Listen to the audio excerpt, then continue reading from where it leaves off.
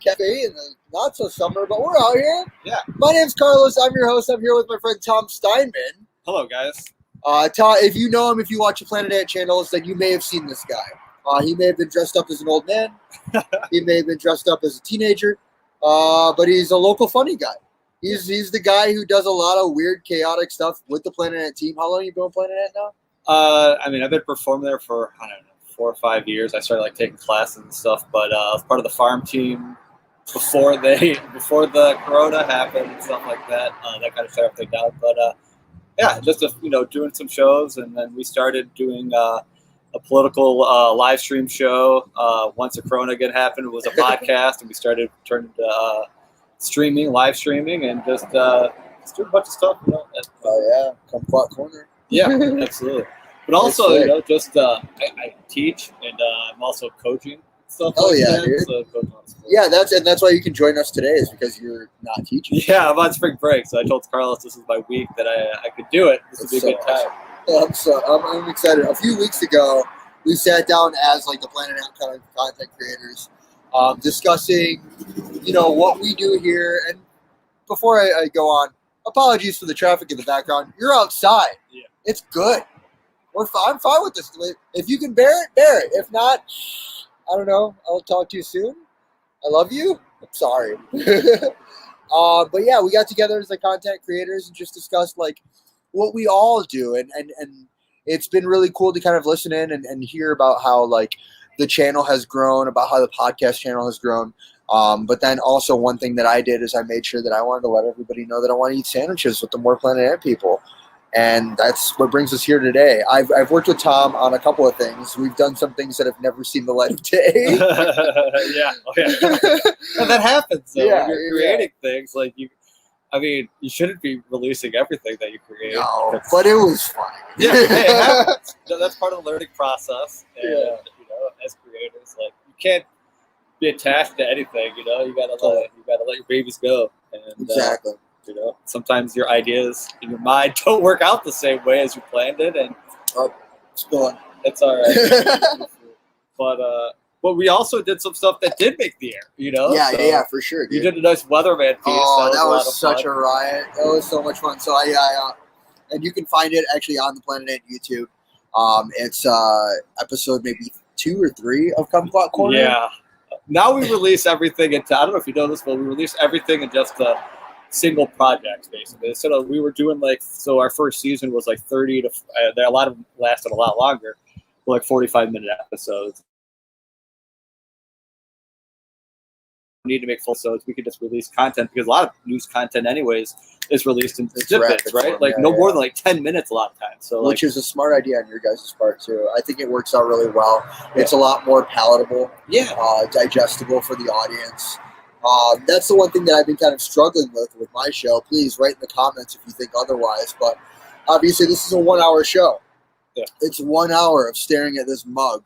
And if you're listening to it on a podcast, it's 1 hour of, you can turn it off and on as much as you want. But on YouTube, you got to sit down and watch this thing. So, obviously, if it's better for me to just eat a sandwich and then tell you guys, peace, I'll see you on the next sandwich, let me know. Do you have a highlight reel or anything like that? No, I haven't done that yet. I'd love to do that. So maybe that's I know I hate all this stuff. I want to create things and I want people to see it, but there's a lot of extra work that goes into these things. And that's why we're having these big production meetings. I mean, that's the it's the double-edged sword. I love creating content and I love doing it. But the unfortunate part is because I do so much, it's so time-consuming that I don't have the ability to do it to the extent that I want to get it done. I'd love to edit smaller videos. Yeah. I did at the beginning of quarantine when I didn't have so much work to do. But as time went on, I had to continue to work and work and work. And here I am now, back on my 7-day bullshit. and just trying to get in, this and that with the other thing as much as I possibly can. But anyway, we're talking about content. We're talking about Planet Ant, but this is Sandwich Talk. Yes. Guys, welcome to Sandwich Talk. This is my chance to hang out with my friends and eat sandwiches. We're here outside of the Glass Onion. Here, I'll just show you guys the outside real quick. This is the Glass Onion Griddle. I've never heard of this place. I have driven through Allen Park just a handful of times in my life. You live in Allen Park? You're from here? So I grew up in Lincoln Park. I don't know if you know the difference. Oh yeah. But like there's like one road difference, right? Yeah, well, the high schools share the same road. It's Champaign Road, and so I grew up in Lincoln Park. And if you know anything about the area, like especially if you're from Lincoln Park, like kind of hated like growing up, especially athletically, like playing sports and stuff. You hated Allen Park. Really? So Dude, there's a big rivalry. There's a big I had no idea. So I kind of feel like I went to the dark side a little bit. Damn. Now that I live over here, I still have like a lot of family, and now I also teach in Lincoln Park. Okay. So my old high school. So that's your old high school, but you live here now. And I live here now or whatever. Do they hate you? The whole city hates me. Yeah. I mean, like, do the kids in school? They're like, oh yeah, you say you're one of us. No, I do talk about my old days because I did graduate. Yeah, it's funny because I graduated. I am now having students who I went to high school with their parents. Oh God, that's weird. Yeah. Yeah. There's one kid who looked just like his dad. That would freak me out. That would definitely freak me out. So that's the age I'm at. I had a crush on your mom in high school. How is she? Yeah. That's so weird. Oh yeah, dude. Let's dig into a sandwich first. So, talk to me about this place. Yeah. Talk to me about why you love it. So, oh my God. when I first moved here, probably like five years ago or something, like I was trying to. That's the American sandwich. So this is our breakfast sandwich. So I come here for breakfast for quite a bit. So I gotta get a breakfast sandwich. Yeah, I'm gonna do this for you. Be one of the things we got to do. Breakfast, dude. Yeah. So, they just opened up, and right at the same time I moved here, and I ride my bike here and walk my dog. I'll eat out here and stuff. But I just started coming here when they first opened. And not many people knew about it, but now this come here on Saturday, it's hard to even get a spot. They have more tables out here, so I really don't need to get this. Because I used to be able to come here anytime I want, get a spot. And they all know my name. It's legit out here. I really like it. I mean, it's an open kind of area. If you've ever driven through this area of Allen Park, you kind of know that this whole street of Allen Road is fairly large, and there's a lot of open sidewalk. And in the summer, there's a lot of outdoor seating and stuff like that. So I can only imagine what this place is. They usually have events coming down here, so they'll have the city street fair, or they have a Made in Michigan type of thing. Oh yeah, I did those fairs. Okay, yeah. I sold packets of salsa at those fairs. Yeah, so they have all those types of things. I'm digging in. This is a breakfast sandwich. I haven't had breakfast yet. Let's do it. Yeah.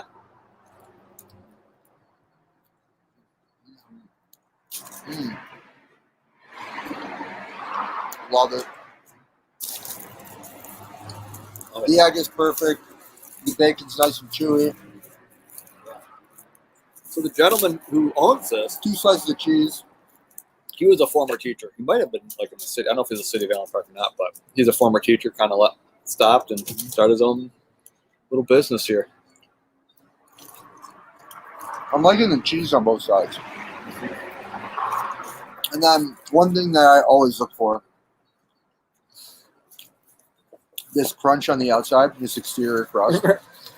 When you can peel it off, that's how you know that the butter really seeped in. That's nice. So this is Kim's favorite. If we come here, my fiance, this is what she usually gets.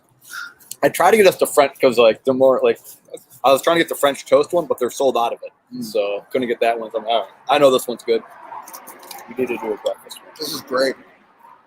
Yeah. This is a saltiness that I needed for the day right here. Bacon. God, I'm devouring the sandwich. Don't mind me, guys. This is just my show. Yeah. I needed this. I needed this day. It's a beautiful day. We're outside. Yeah. Come here quite. I frequent this place quite often. And I came here yesterday because I like to eat outside. Yeah. And they have Great Lakes coffee too, so like really good coffee that comes here. So I like good coffee.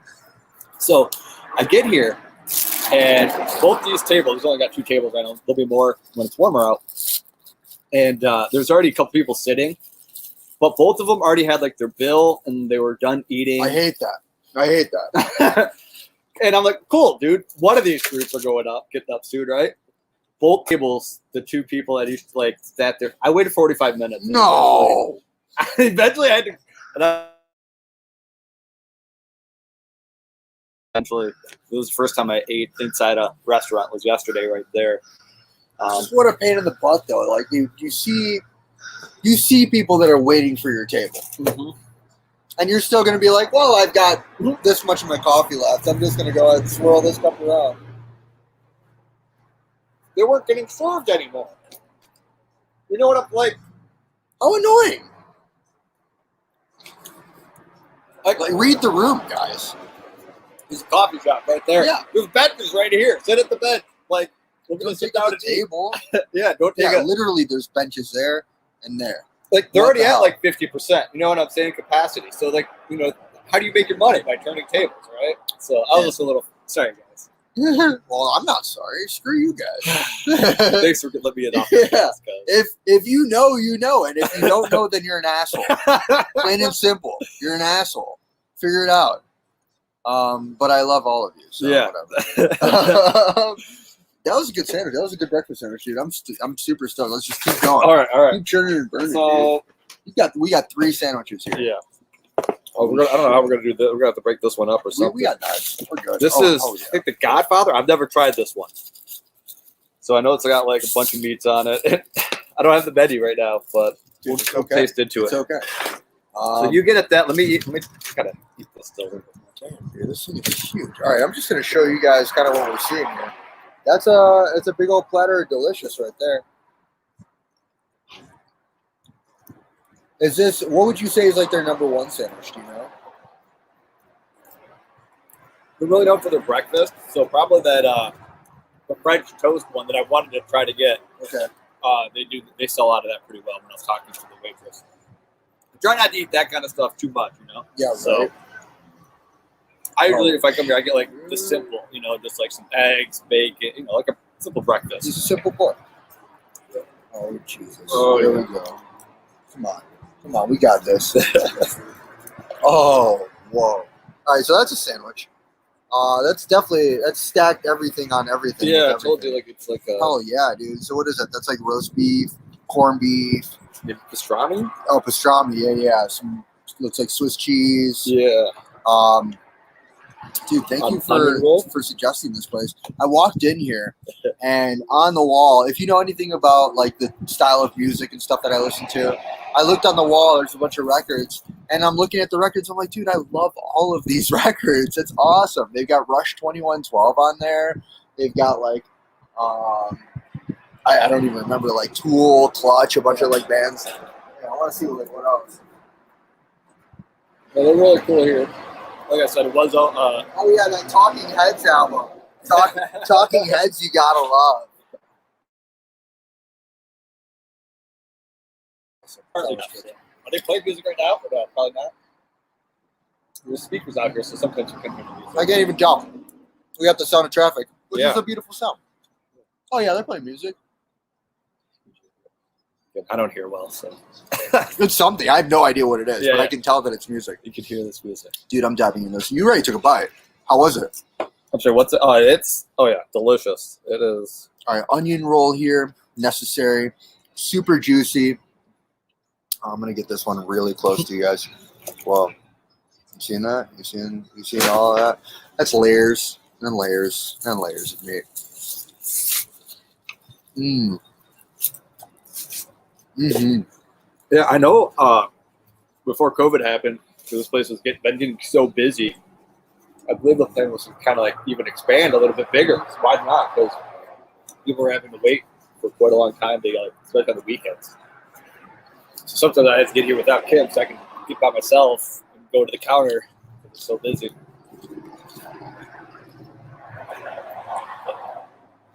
I can't even fathom what it's going to be like once everybody starts hitting the streets again. Oh man. And places are already packed. I drove past a restaurant the other day that was like at 115% capacity, seemingly. I was blown away.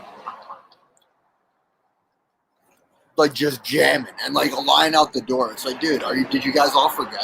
Like, or is everybody there vaccinated? Yeah. Yeah. So,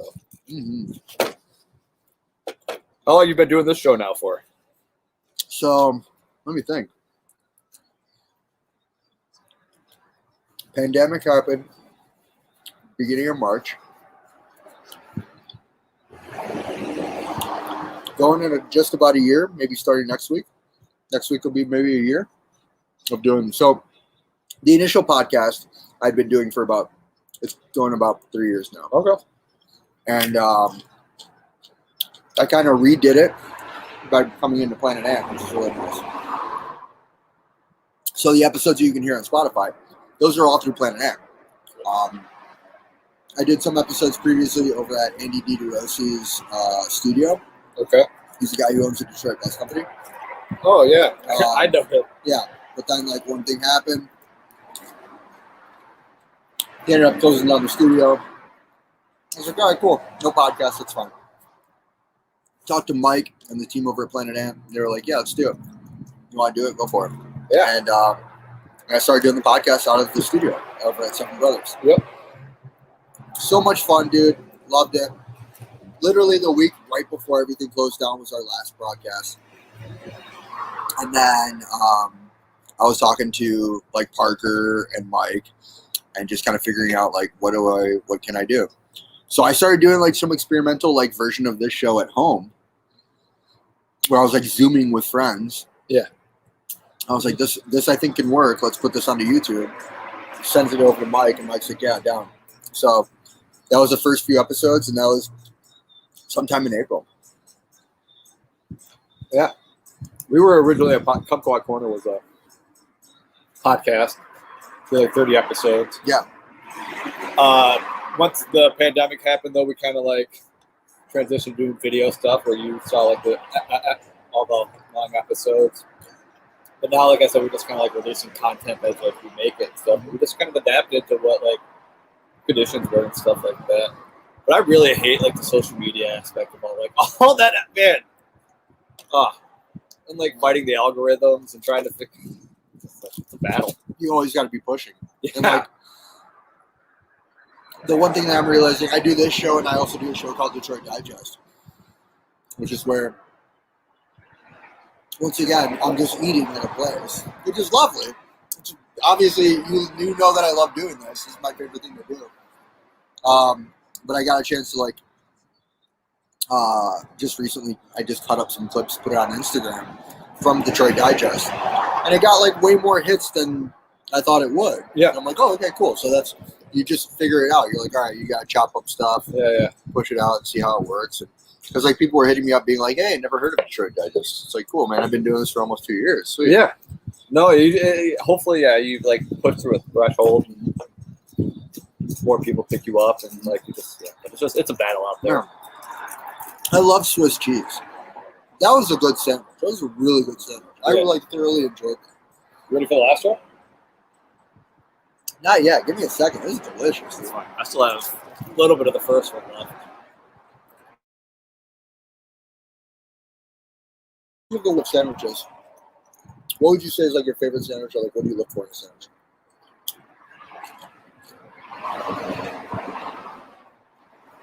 I'm pretty sure you've done this place before, and I'm sure it's very common. What, this place? No. Oh, okay. My favorite sandwich. I feel very basic, but it's the Medill from Mudgee's. It's great, dude. Oh no, it is great. Yeah, I just feel great. I feel like I don't know. It's very common. Literally, I'm not breaking news to anybody. St. Patrick's Day. I went there. We did an episode of Detroit Digest, and I did the podcast as like a behind the scenes for Detroit Digest. It was a blast, dude. I think I had 4 sandwiches, 2 desserts. Yeah, and 2 soups. Yeah. I was fat, dude. I think I was fat. I think I went. We went. You said that was on St. Patrick's Day. Yeah. Might not have been St. Patrick's Day. It might have been the weekend before, but we went there like around that time, and they serve outside food and stuff like that. But you just got like an Italian sub, and it was delicious. Like let me have something. I was like, oh my gosh, like I thought it was basic. It was so good. No, Mudgie's like, so Greg Mudge is the guy who's like definitely, he's all about packing as much flavor as you possibly can into one sandwich. With every bite, you're still going to get a lot of like the flavor that you would expect to get like maybe towards the end of a sandwich where like the juices fall kind of like collecting themselves. But like, so no, he basically like dips every sandwich in its own juice. It's delicious. It is very good. So. Big fan of that place. I'm a huge fan of the story. Huge fan of Greg. I think that he's just like your quintessential Detroit business owner of the last 20 years. Yeah. You know, he was a DJ, friends with everybody in town. Everybody had then ended up buying businesses, and then he started his based off of the sandwich shop that he was working at already. Okay. Amazing. That's great. Yeah, they're killing it. It's a nice little atmosphere going on there. Just very cool. So the Medill, great sandwich. Yeah. When you make a sandwich at home, what do you want? Pretty basic, you know, just.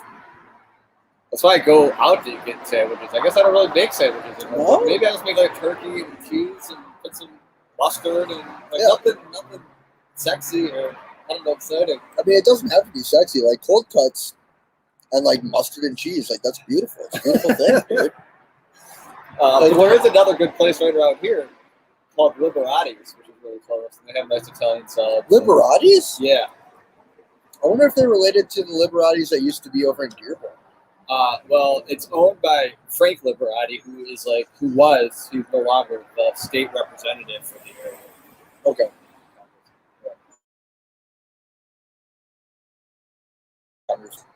Well, it's a state. We keep it state representative. Okay. So he was like, I think just this area. So he wouldn't have been your representative. Yeah.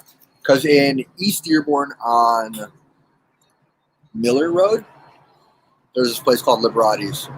And it was by far like my favorite like fettuccine alfredo. Like they had handmade noodles that the grandmother Nona would make in the back like every day fresh.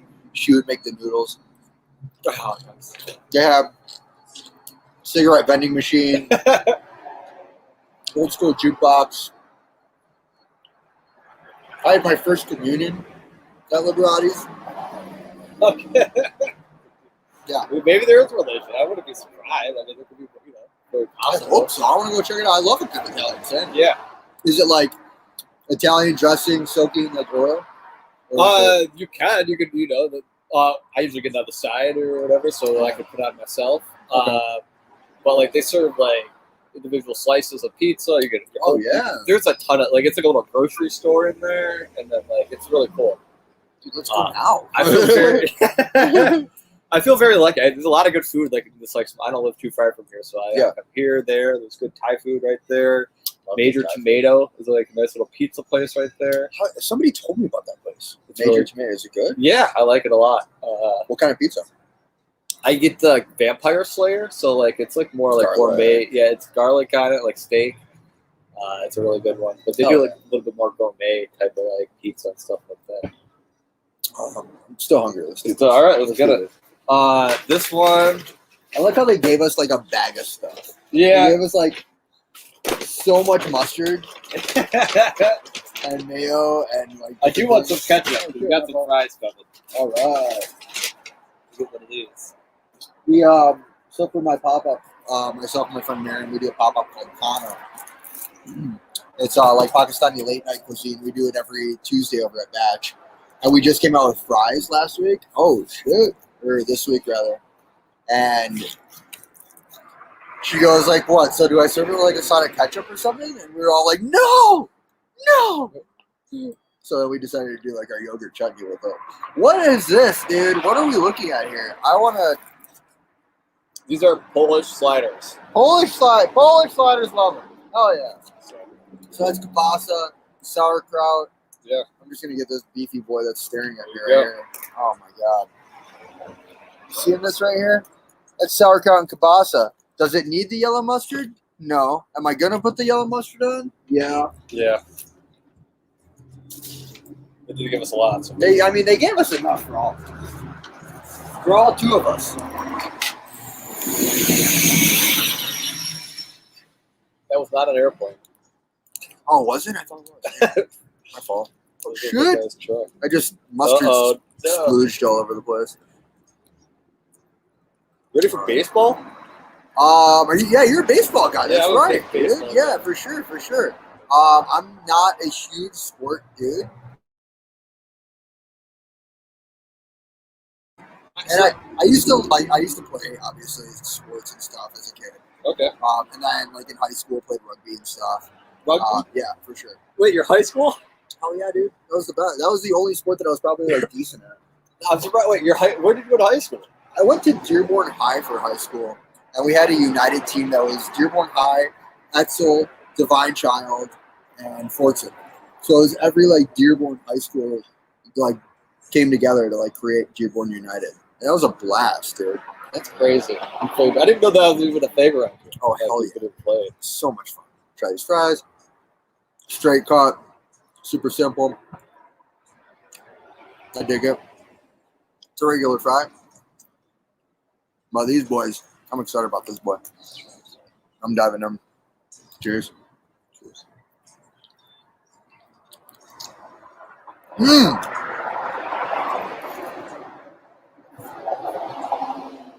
That's a good kielbasa.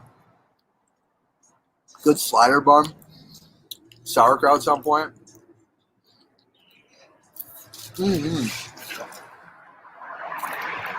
So yeah, I've never tried two of these, but I've never really I've got many things off the menu. It's very rare that I do not like the food. Biscuits and gravy, oh my god, their biscuits and gravy are so good, so good. I like a good biscuit and gravy. Heavy gravy, always. I want to be swimming in gravy. But I mean, that's the way that I'm about like all my sandwiches and things. Like everything that I have, like I like it to be juicy. Like when I mentioned like about Liberatis, you were saying like the Italian dressing, or I was saying about the Italian dressing. I usually order like extra oil or like extra sauce on my stuff. Always.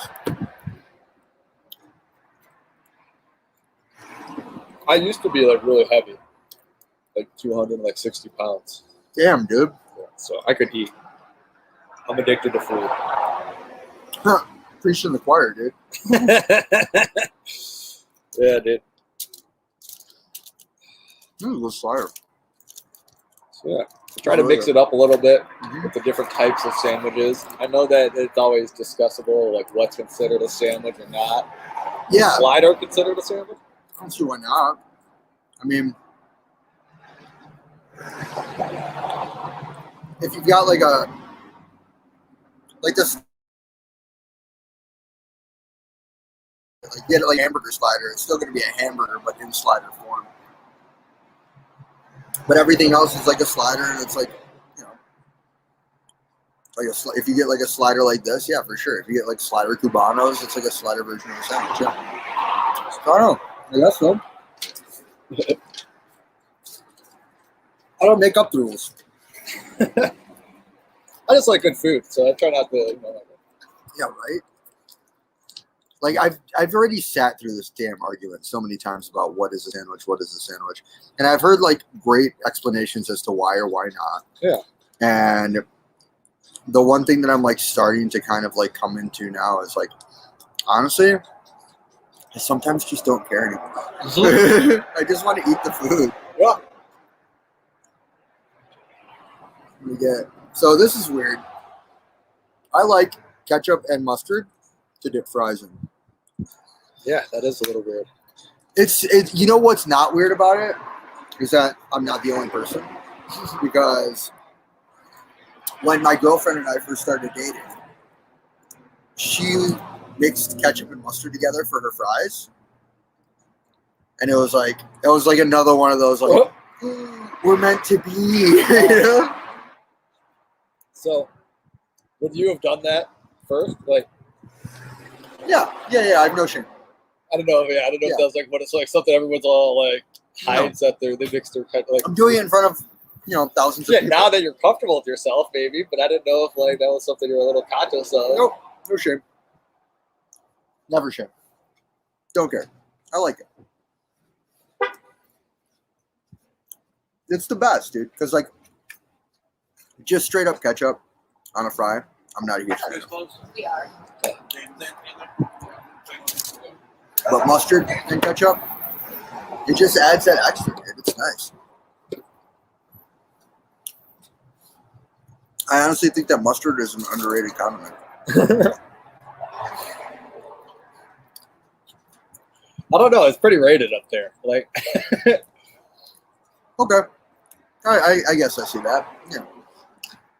it's It's like up there with ketchup. It's not. Yeah, it's not. Maybe not ketchup, but like if there's like a ranking of like who, it's not like it's like that note. I like honey mustard. I don't like honey mustard. You don't like honey mustard? Oh man. I'm not a fan of honey mustard. No. If somebody gets like honey mustard as like a dipper to their chicken fingers, I'll just eat the chicken finger. What? Yeah, I don't like it. I like hot sauce. I always take hot sauce as like any kind of dip for anything. Honey mustard? No, not a fan. It's weird, right? Yeah, I'm a big fan. I don't think mustard's all right. It's like a ketchup on a hot dog, like some people like mustard only. Well, yeah, dude, for sure. Are you on that boat? Well, if you're gonna do ketchup on the hot dog, it should have mustard on it. As well. Okay, it can't just be ketchup. If you just do ketchup on a hot dog, is that what you're saying? You do that? I'm not gonna have it. Okay. Ew. I really don't. I haven't ate a hot dog in a long time actually. So have I? Probably. But I'm love good. just going to a hardware store, picking up a hot dog, squirting the ketchup and the mustard on there, and then if they've got the extra condiments or whatever on there, jalapenos, sauerkraut, whatever, toss it on. But like, or like a hot dog cart, like, which are getting few and far between now. That's a bummer. Yeah, I would say it's been, yeah. I mean, especially with COVID, it's like people are feeling less down to go pick up a hot dog in a cart nowadays. Which sucks. Yeah. That's like one of the last like uniquely American traditions is a hot dog cart. How busy do you think it'll be downtown tomorrow? What's tomorrow? Opening day. I have no idea. Hopefully you don't plan on being downtown. Yeah, I gotta work. Downtown? I mean, I gotta deliver stuff everywhere, but minimal downtown, so I should be fine. I live down there. Well, not downtown, but I live down there for I live nearby. I live over by like Honeybee and stuff. Okay, I know what you're talking about. Yeah, yeah. By the old train station. But like, see, that's the thing. Is like I heard that there was a lot of lobbying to like ask the governor to like open up Comerica for more seats, right? But the thing is, like, most of those people that tailgate don't even go to the game. So, like, I'm just wondering, like, are there going to be a bunch of people tailgating? When I was like 21, dude, I was getting hammered on the streets. So I want to go down there actually and tape as like one of my characters and just like videotape. I don't know if you've ever seen like All Gas, No Brakes. Yeah, I love that. So I would love to go down there and just like, yeah, like I said, one of my characters and just like talk to people and just like get them on camera. Like, yeah, because it's a mess down there. I don't know if you've ever been, if those of you watching have ever been to opening day in Detroit. Oh yeah, it's people sometimes are fighting and stuff. I mean, there's definitely fights. It's a mess. There's fights. There's sex going on, sexual acts. Yes, it's a mess down there. It's a whole trash parade. Yeah, it's everything that you would ever think that you'll see in a trashy anything. It happens during opening day, but also like I don't know, Lions tailgates and stuff like that too. This is a different like level. Because it's a Lions, you get like 8 of them, right? You get 8 home games or something. That. Like opening day, you get 1. I don't know. It's just like everyone goes all out. It's like the beginning of spring. April in the D. Even though it's supposed to be really cold tomorrow. Cool. So that might keep the messiness down. I'm fine with that. That's all you two. I'm good on that. You sure? Yes, I'm positive. Right. But yeah, so I am. Because of the vaccine, I feel all right. You definitely should, dude. I need a crew though, so I did not assemble this. Does Parker have? his vaccines? I don't know. Because I feel like that'd be fun for him to try out. My friend Andrew, who does a lot of filming, he's in Texas. Oh, fucking Andrew. Yeah, he's working. That's good. That's good. People are working hard. You got a good job and working. get paid. You know? Yeah, go get your money. Yeah, I know. Passion projects are just around. Yeah, right. I wasn't paying him anything, so like, come on, dude, stay around and quit your job, do nothing. Screw Texas. We're good. We're gonna make it. I like this a lot, dude. This is a good sandwich. I'm a big fan of this. It's like a butt. With the camera. Mm. Yeah. So I should have kept talking about. That was rude of me. He was eating. I should have kept talking. You're fine, dude. I don't know, dude. I guess I'm just more curious because, like, I've only ever known you for like the work that you do at Planet Amp, and like getting to know you and like finding out that you were like a school teacher, and like, you know, hearing from like the other team about like how Tom is like one of the nicest guys you ever meet, and then like getting to actually like meet you and talk to you. It's like, yeah, 100%, dude. You're such a nice dude. Well, thank you. I tried it. I try not to like. I don't get any drama. I try to stay avoid it and try to be positive and try to focus on solutions rather than that like I'm gonna make mistakes and I own up to my mistakes. So but I learned a lot of it. I would say I work with a lot of kids. I coach and I teach. So I coach JV soccer. I coach JV baseball right now. I did varsity baseball. Which is a different whole aspect. It's like I like it a lot because like, especially because you're with a lot of kids who really want to do that, right? Like when I'm a history teacher. Like, sorry, there's not 30 kids in there that want to like necessarily learn or not as excited as I am about history. But when I was stoked about history. Yeah, but always. Sure, there are kids, but I don't have 30 out of 30. Like there's a lot of kids who don't care, and that was one lesson I actually had to learn young age when I was student teaching. Oh damn! So I teach history. I'm also a special ed teacher, but I teach history. And I had a class. I was in control of my student teaching, and it was for 9th grade, 10th grade girls, or it wasn't girls, but there's 27 students. 24 of them were girls, and it was 4th period after lunch. Which, if you know anything about teaching, like the first few hours, kids are still like tired and like usually aren't as rambunctious. Usually, something's going to happen before first period or after lunch or something. The kids are all junked up on sugar and stuff like that. Oh, damn, really? I didn't know that. So, after lunch, you're saying it's troublesome. So, what's that? After lunch, you're saying it's troublesome. Do you want more fries? I'm good. Yeah, well, kids just, I don't know, they're up. There are only like 4 fries left. We're not really throwing away. Yeah.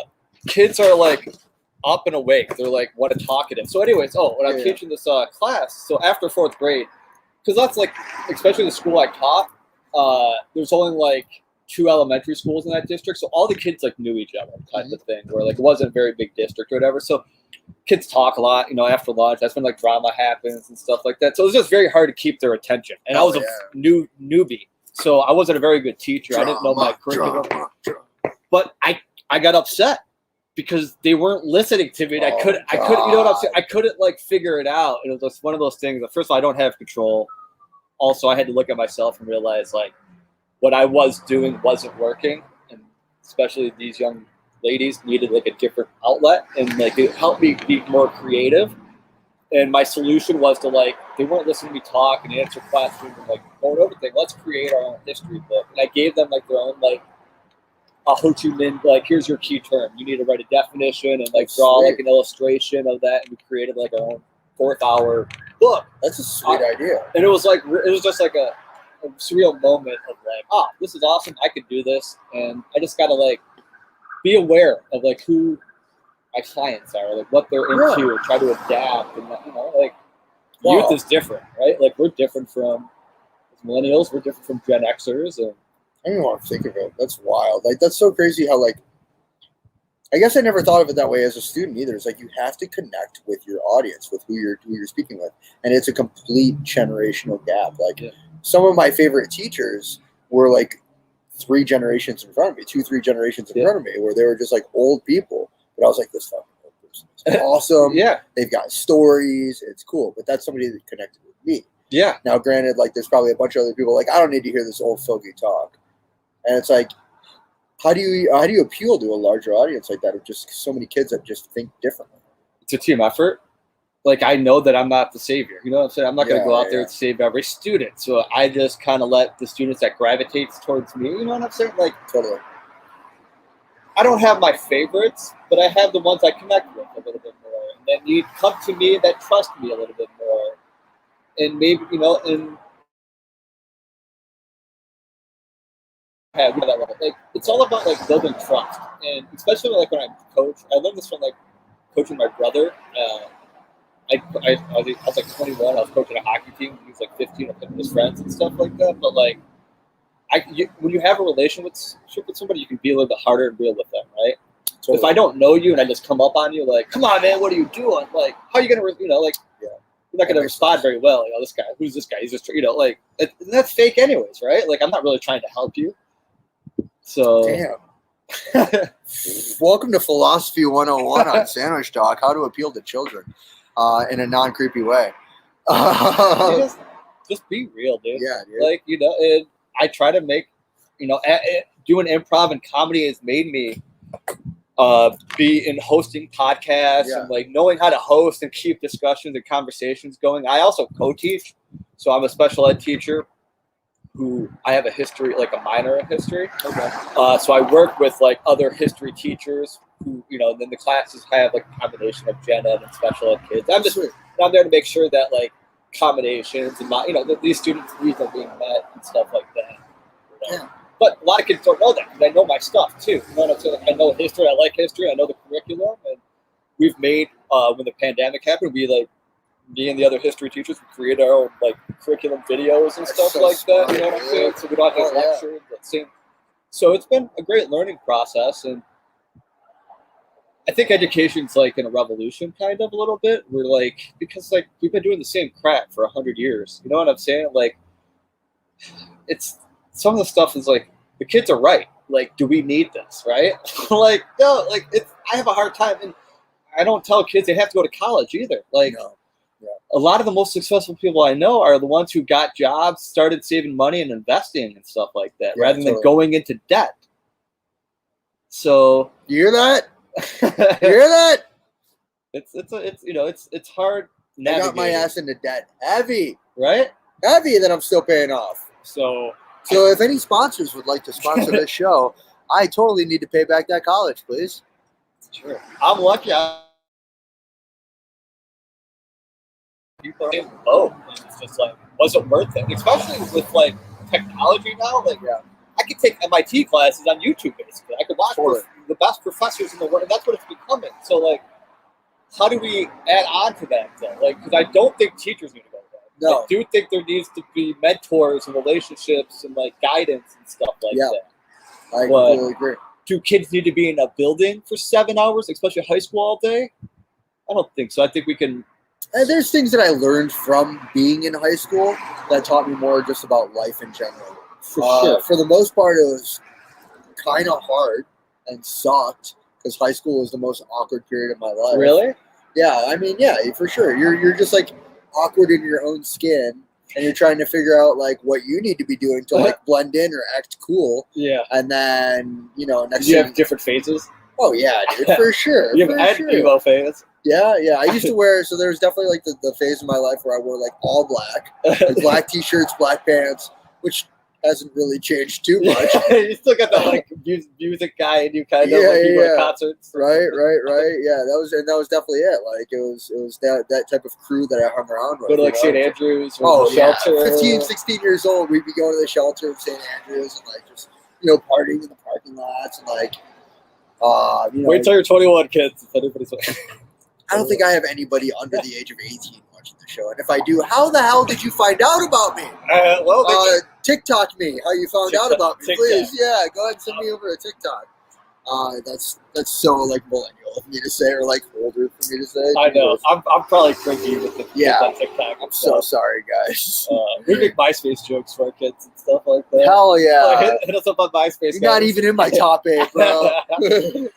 Oh yeah, dude. Kids, it's so crazy. Like I told you, like I've already I have kids, people I knew growing up. I'm teaching their kids and stuff like that. But like, they don't know what Napster is and stuff like that. Which is wild. Well, I mean, these are kids that like weren't even alive during 9/11.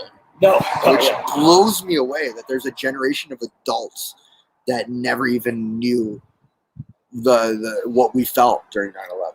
Well, eventually there'll be kids who, the coronavirus, who hopefully were after that and stuff, and not under, and it's just, those are like history aspects that change the world, kind of, and stuff like that. I was 15, 16 when 9/11 happened, and I did not understand or grasp what was going on. Oh, totally. I remember we joked about it when it first happened. We were just like, I wonder what that's going on.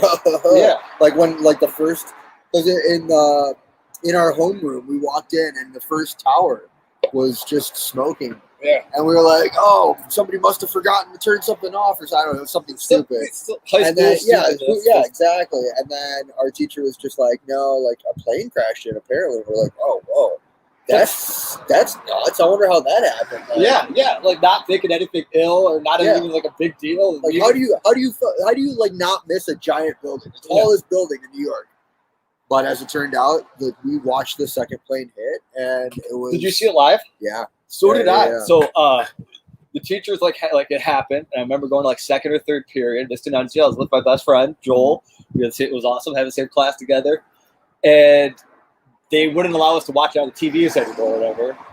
But she like we had TVs in the corner of the rooms, like little backwards. My teacher though had another TV like in her closet that she like pulled out and like had us like watching it or whatever. And we watched it. Like, and I still though did not I feel like understand what was going on and like how that was going to affect our history. No, not at all. Not at all. And it wasn't until like maybe even like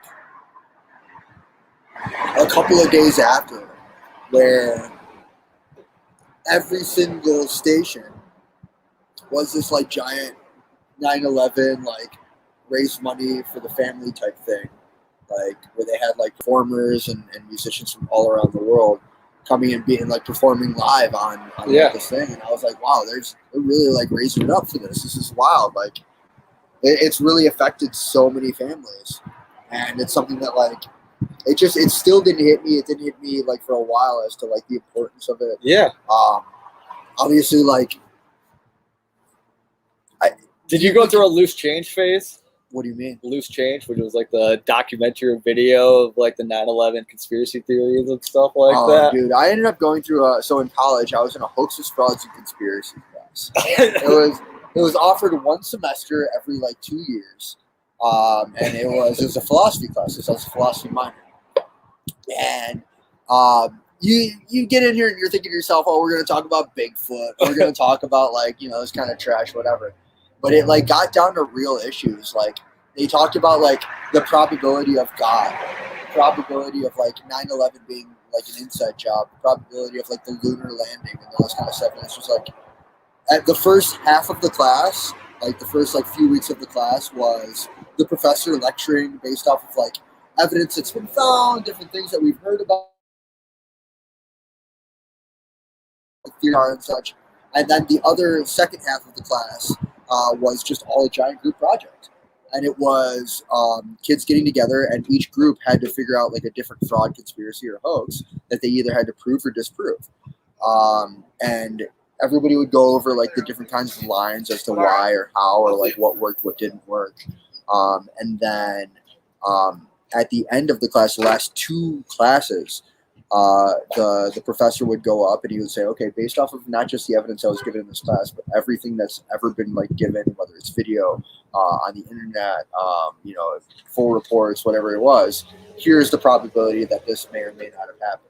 So like we went over like religion and God. Yeah. Like God, I remember being like a really important one because like the class, the group that did it was like half Muslim and like half atheist, and like they were like they had said like, we believe because of our faith that God can exist, but there's nothing to prove aside from our own faith and the stories that have been written that there is something of the word or the style and thought of God.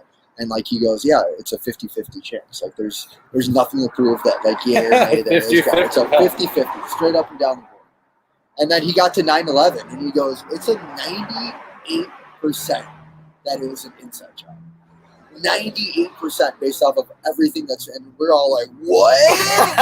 What?" Because the group that did it were just like, "Yeah, we believe that it was an inside job because of all of these things." Like, and then he goes up there as like a doctor, and he's just like, "Yeah, it was an inside job." It's a weird time being a history teacher, like at the high school, like because you can't like really give like at least I don't give any like I try to make sure it's not political bias or any like, but like we got like guys like Jeff Bezos out there, and like people need to be aware of like what's going on in solidarity and like Absolutely. workers' rights and stuff. It's like man, like it's hard not to let my biases come out, but we have a really strong union at our high school, and I'm very proud of it, and like that allows us to have good contracts. Otherwise, like if you don't have a good union, sometimes like they just abuse workers, like Jeff Bezos is. Like it's just like they don't care about you. It's just all like when you're making billions and like Walmart and stuff, where like I don't even think it's a matter of him not caring. It's a matter of him not even caring enough to know what's going on. No, they're going out of their. Sorry, I don't mean to like. Oh, yeah, but like they're going out of their way to put millions and millions of dollars, maybe even like to stop what's going on in Alabama right now. Like there's a like they have gone all out and trying to stop these unions and stuff like that. Like they're the biggest union busters out there. So yeah. Detroit or not Detroit, like that was a character I did. But what's his name from Run the Jewels? Killer Mike. Killer Mike. Killer Mike is big shout to Killer Mike and everything that he's been able to preach about politically, and just in terms of he's a very well studied guy. So he was at this solidarity like type of union meet or whatever, giving a speech. Him, Bernie. I want to say the young lady from Ohio, Nina Turner, maybe or something was out there. Okay. So it was a really good. But Killer Mike he's a great speaker and great motivator, and just really speaks truth to power and stuff like that. So I don't know. A lot of hard story. It's just like I don't know. Just knowing history and how taxes work, and just like it's very hard to argue though with people. It's like everyone's on Facebook just like argue it. It's like there's like so much nuance and stuff like that to get into. Like we don't have enough time being, that's another whole subject here and stuff like that. Yeah. But like, it's just weird being a history teacher right now. I feel like, I can't even imagine. It's important though. We try to tell the kids to be like up to date, and I think hopefully, they're the generation that does, start figuring. And I like this crypto stuff. I like all this decentralized types of platforms and not allowing central governments and banks to control the money supply and how everything's controlled through them and stuff like that. So I'm a little excited for the future as history comes to. I'd like to think that a lot of people are starting to kind of open themselves more to the opportunities that are not, taught to them traditionally. Yeah, you have to. Yeah. Because to me, I think technology and machines are like taking over jobs and stuff like that. So what's next? And that always happens, right? Before at one point, 95% of the earth, we all farmed until technology advanced so that only 5% or lower of the population could farm for the rest of the world and stuff that allow other technological advances to happen. So it's okay for it to happen, but we still got to make sure we're taking care of people and not just allowing people build machines and just collect money off of it forever and not pay workers and stuff like that. Like, there's got to be some type of happy medium and stuff. I don't want to stop innovation or anything, I'm not against that, but I do think at some point we got to make sure we don't leave people behind. Yeah. Don't let the machines control us. Yeah. Some Terminator type shit over here. Yeah. I always think about how the world could end. Is it aliens? Is it technology? Is it awesome, climate change? We're going to ruin each other. But I'm hoping, you're right, with this newer generation starting to learn and understand the capabilities that we all have as humans outside of what we've been traditionally taught, we can truly kind of come out of this and become better people and a better society overall. At least I hope. I'm a big sci-fi geek in terms of just a handful of different things. I was a huge Star Trek fan, still am, and the one thing that always kind of resonated with me was they always talked about how in their time, in their future, they're a world without crime, they're a world without money, and it's because everybody just works to better themselves. You all work with the commonality of the understanding that everybody is there for each other to better themselves, and it's not about money, it's not about fame, it's not about power, it's just about our world. It's about bringing each other up so we can continue to move forward. It's like changing the mindset, because I feel like in the world we live in over here in Western culture, that like you have to like work hard for everything in order to be successful. But like, can you just like not worry about working so hard, but just like do it out of love and joy? Totally. And that's probably going to work better actually at the end. I hope that I continue to do that, because like honestly, with the things that I do, I just make enough money for my bills and stuff, dude. I'm not making money for like riches. Like I enjoy what I do, and I enjoy, you know, hanging out with you and eating a sandwich. I enjoy like doing these kinds of things because this is what's real. Man. This is, I hope to make money though. That's why I invest. It'd be nice, absolutely, yeah. But I would like to invest that back into my community anyways. Like I like as like a coach and stuff like that. I want to like do camps, and I want to do team building exercise, like give experiences to people, you know, that'll be memorable way past, you know, like I don't know. I enjoyed my high school. I heard that, you know, hear that you know that was a tough time for you a little bit or whatever. But like, I mean, it was a tough time for a lot of the people. Yeah, to be honest, it's just like I still had fun. I had a blast in high school for some, you know, a lot of things. But isn't that part of like the joy, like the fun, is like knowing how weird and awkward and what you had to get through? Because like if you were just natural, like who you were, like then you didn't have to work for it. Totally. Oh man, we just talked about a lot, guys. This is fun because like this is more than just sandwich talk at this point. On this show, we talk a lot about Detroit. We're not even in Detroit right now. We're in Allen Park, and I got to sit down with my friend Tom here to talk a lot more about stuff than we've ever talked about together before. Yeah, sure. You know, we've talked about like. You know, whether like things work or things play on stage or like in a video before, and like, you know, or just us as like the Planet Ant, how can we like better each other as our own little community. But like, it's nice to like talk to you and talk to you about, you know, real issues, things that have been going on within our world, and like how you're adapting to it as a teacher of the youth. And I feel like that's just something that like something I just don't even think about. Well, I feel blessed. I feel like I said, I'm lucky in my district that, you know, I work in like one of the highest paying districts. So like again, strong union. Ooh, all right. We have a strong union. We're proud of that, you know, and other districts look up to us because, you know, we fight for what we think is, you know, we deserve and stuff. And unfortunately, as workers, you got to do that. Otherwise you get taken advantage of and stuff like that. Totally. So, yeah, I feel blessed. I'm back at the high school I worked at. Like I grew up. That made me. And you're in the class now, right? Yeah, I'm in the class. So I mean, I teach. One of my co-teachers was. It's funny because I went to this high school, so now I'm teaching with a lot of teachers I had, including the guy I co-teach with. He was not only my yearbook teacher, but also my hockey coach. And stuff like sweet. That. So it's really cool. I love when high schools do that. It's like, yeah, you know, the Spanish 1 teacher is the football coach. Well, it actually works really well, I think, with high school teachers are also coaches, because you build that extra relationship. So if you're not like, now I know a lot of kids that I wouldn't have known because I don't have them in my classes necessarily, but I can like get on them, or I can motivate them and push them. I can look their grades up and like see how they're doing. Yeah. You know, pull them aside from a lot more of an academic standpoint. Yeah, and just try to like, come on, man. And it's not like demeaning them. It's just like motivate. Like, come on, dude, you're better than this. You want to do this. You in 5 years wants this. So don't mess it up. That's awesome. So, all right, man. Good for you, dude. Thank you so much, man. Let's go ahead. I need to thank everybody that's part of the Planet Ant team. Yep. Tom is just one of the amazing members that's been doing great work with Planet Ant over the last few years. And then additionally, now, as you know, more so in the community too. I want to thank, of course, Mike McGettigan for putting this on, being a part of the team, being one of our leaders there, along with Darren and everybody else that's part of the team over there. Of course, I want to. We didn't do the ad read.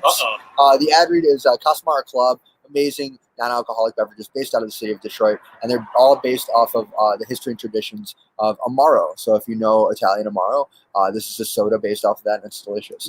The ad read music is typically Lobby Time, and the intro music is Bushwick Tarantella, and those are both by a guy named Kevin MacLeod. The version of this on Spotify is run by Pinecast. This is a Planet Ant feature. 501c3. I want to thank everybody that's always been a part of the show, including Danny Veer and Zach Bridges, my mailman Carl Malone, my chief Miles O'Brien, and of course every single one of you guys for checking us out, whether it's weekly, every once in a while, it doesn't matter.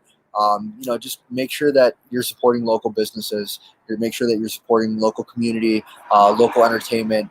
We're a community for each other, whether how large or how small we are. As a world, we're all here for each other. So I want to thank everybody for checking us out, and everybody for always just being positive and keeping everything going. So thank you all. I hope you guys got hungry. Check out Glass Onion. I definitely want to thank Glass Onion. I haven't talked enough about this place. I like this place. This place is nice. It's got a great vibe. It's really cool. Check out these green tables. Super cool. Come out here, Allen Park, right on Allen Road. Stop, get brunch, lunch. It doesn't matter. This place rocks. Big fan. So once again, hope you guys got hungry, and I'll see you guys on the next one. Happy sandwich.